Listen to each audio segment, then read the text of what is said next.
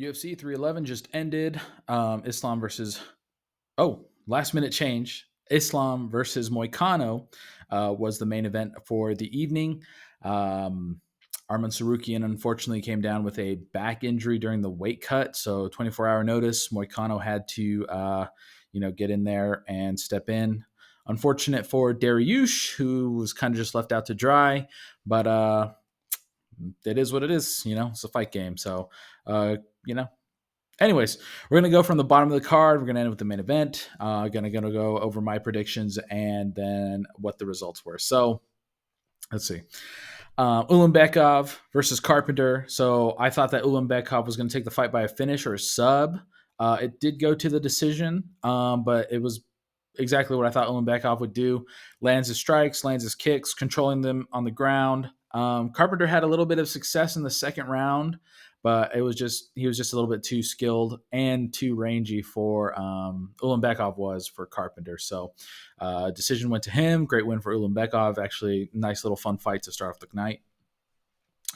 Moving up, we've got Ricky Turcios versus Bernardo Sopaj. Now, I thought that Sopaj would win with his clean striking and his ground game, and I also thought that maybe.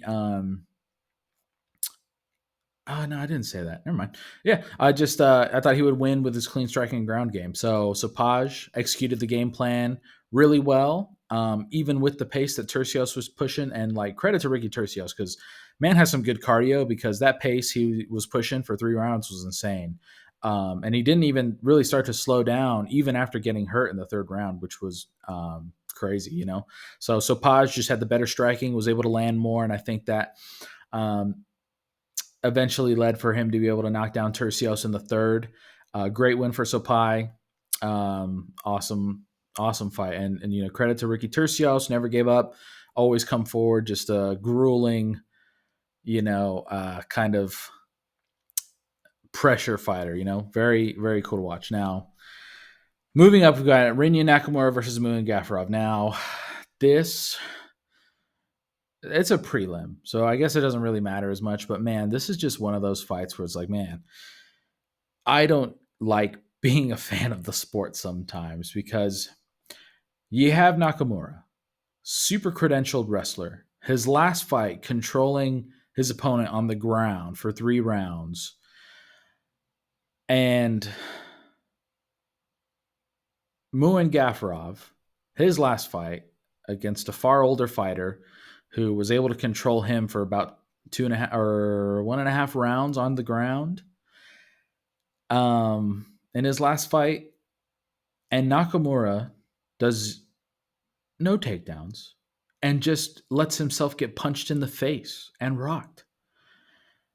One of the most bizarre, stupid decisions I think I've seen in a while. It's just, what are these guys doing? You're not going to shoot on Muin Gafurov, a guy who was struggling against an older guy his last fight? You're not going to try to use your wrestling after getting rocked on the feet? You're just going to let yourself get outstruck and then the fight just ends? Incredible. Great for Muin Gafurov, but man, just disappointing to watch, Anyways, moving up, we've got Karol Rosa versus Aylin Perez. Aylin Perez able to get Karol Rosa on the ground each round and lay on top of her and won the fight. It's a women's fight. Not really much excitement. Just is what it is. Moving up, we got Grant Dawson versus Diego Ferreira. Now, Grant Dawson able to use his wrestling. Maybe Nakamura should take notes. Ferreira wasn't able to do much on the once Dawson had him on the ground, and he just ground him out to a decision win. Kind of a boring fight, but if you're winning, I guess it doesn't really matter. It just means you got a tougher road whenever you're going up in rankings because the guys who get finishes, who are exciting to watch, those are the guys that get those opportunities, But great win for Grant Dawson.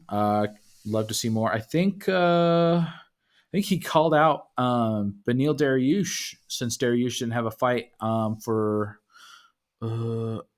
not February, March or May, I think, in the Miami card. He was calling out Dariush for the Miami card. So good call out. Let's see if he gets it. That'd be cool.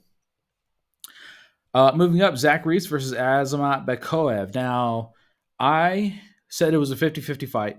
I thought Reese would win if he could keep the distance, land his shots. And I just said I wouldn't be surprised if Bekoev got the finish either. Bekoev got him down and then ground and pounded him out cold. Brutal. Incredible. Just got him to the ground and starched him, Reese was just not able to keep the distance, keep him off him. Great win for Bekoev. Very impressive. Peyton Talbot versus Raoni Barcelos. This is another one of those fights where it's like, man, why do I watch? Anyways, one of the bigger fraud checks, I think, in recent UFC history. Talbot taken to the ground, ate some hard shots, wasn't able to get his work started off until the end or kind of in the middle of the third round. And Barcelos was just able to take him down and work off of him, do some ground and pound, landed some shots on the feet, even though Talbot landed, I would say, excuse me, the better shots.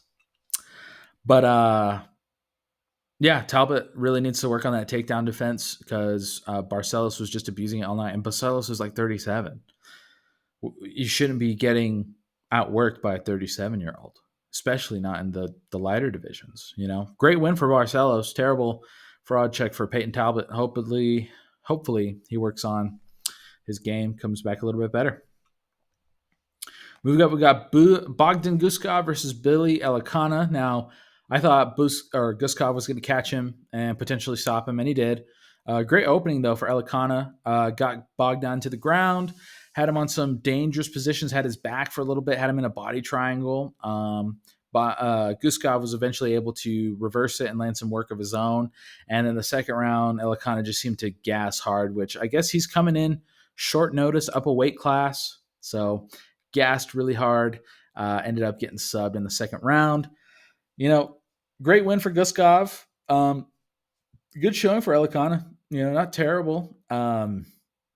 If you're able to come in and get somebody like that in like the beginning and have some success, I would love to see what you're able to do when you have full training camp and who your opponent's going to be. So great win for Guskov. Hopefully we see more of Elikana. Moving up, Kevin Holland versus De Ridder. Now, I said that I could see Holland having success if he was able to keep the distance. And if, he wasn't able to, that De Ridder would take him down on the feet and get it stopped. Oh, my gosh. All right, it's 1 a.m. here, fellas. Anyways, De Ridder got him down, got his back. Holland has abysmal ground game, led to him getting subbed. Great win for De Ridder. Just a typical Kevin Holland fight. He's exciting when he's against strikers. When he's not, he's just, why is he there? Moving up, Jailton Almeida versus Sergey Spivak. Now, Spivak had a lot of success on the ground against Almeida. Both guys reversing each other, getting dominant positions during the fight. Spivak landing some ground and pound while on top. But then towards the end of the round, they end up back on the feet, and Almeida cracks Spivak hard. Spivak starts to shell up. Jailton's able to get him down to the ground and ground and pound for a stoppage in the first round. Like, Spivak was needed to survive 7 more seconds, but he was just at that point, he was Jailton on his back, had him spread out, raining blows, side to side while sitting on top of him. So I understand why the ref stepped in. Super bummed for Spivak. Now, great win for Almeida. Great win. Jiri Prochazka versus Jamahal Hill. Now, I thought that Jiri's unorthodox striking was going to lead to him catching Hill, and that is exactly what happened. But the other thing that happened was Jiri massively improved, I think, from his last few fights. His head movement, far more advanced. His footwork, a lot more advanced. He was getting caught still, don't get me wrong, because he is that kind of chaotic come forward guy, but far less than he has in his more recent fights. His head movement was really, really on point, and his counters were awesome. Like, he had great counters. Jamahal Hill, I guess I should just say, Hill tried to get his work started, and then Yuri would be able to land a counter, kind of stopping his tracks, hurting him a bit. Third round, lands a real solid counter, drops Jamal, and then drops Hill, and then ground and pound, gets back to his feet, lands some more shots on him, and eventually ref has to step in and stop it. So great win for Yuri, super impressive. Let's go Yuri. Let's see what he can do next. Looking forward to whatever the future holds for him. Now, Merab Dvalishvili versus Umar Nurmagomedov. Incredible showing from Merab. Now, and I do think that this was his plan, was to let Umar tire himself out. First 2 rounds, Umar was able to get his workout, land some good shots, cut Merab over the eye. But Merab during those first 2 rounds was landing pitter patter shots here and there, landing to the body, not really going for his takedowns as much. But man, by the end of the second round, Umar was breathing heavy. Merab was fine. Merab's cardio is insane.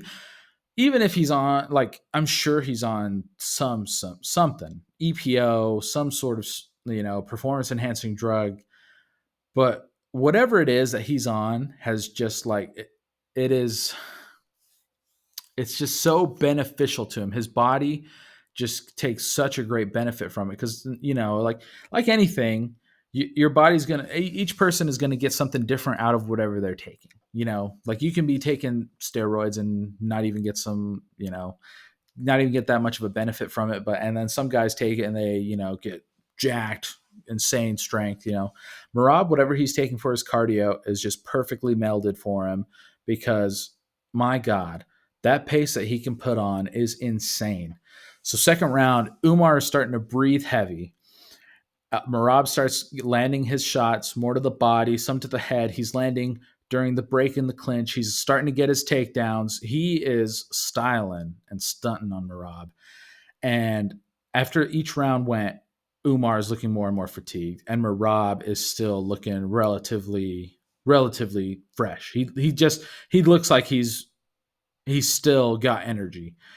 End of the fourth round, like the 1 minute break between the fourth and fifth, Umar glassy eyed, looking stunned, just because of the pace that Merab was putting on him. Whatever he takes is blessing his cardio. Incredible showing from Merab. Just drowning your opponent in cardio. Crazy. And last but not least, Islam Makhachev versus Money Moicano. Kind of a weird way to fizzle out the card. Moicano actually landed a good shot against Islam and dropped him, so that was cool. But unfortunately, Islam was able to get a takedown, get the Darce in, get locked in, and Moicano had to tap in the first round. Super bummed, but that just shows the level that these guys are at. I'm sure if Moicano had a full training camp, that he'd be able to do a lot better. But he was training for Dariush, completely different style, I would say, than Islam Makhachev, and Islam just shows the levels of difference for when you're training for him and when you're not. Moicano's still a top 10 guy. It's not like he's some nobody. But if you're not specifically training to what Islam is going to be coming at you with, you're not going to stand a chance. Short notice replacements, every short notice replacement that Islam has had, which has been quite a few, I don't think they typically go past the first round. And this one was no exception. Super bummed for Moicano. Credit to him for stepping up. I hope that he can use this as a way to show where he needs to be and to get another win, to get a new title shot. I want to see him fight Islam with a full training camp. Because I'm sure, I don't know if it'll go a different way, but I'm pretty sure Moicano wouldn't be subbed in the first round if he had a full 6 weeks, Anyways, that was the card. Great card, fun card. A lot of good fights. Looking forward to the next one, kind of. But yeah, let me know what you guys think below, and I will see you at the next one.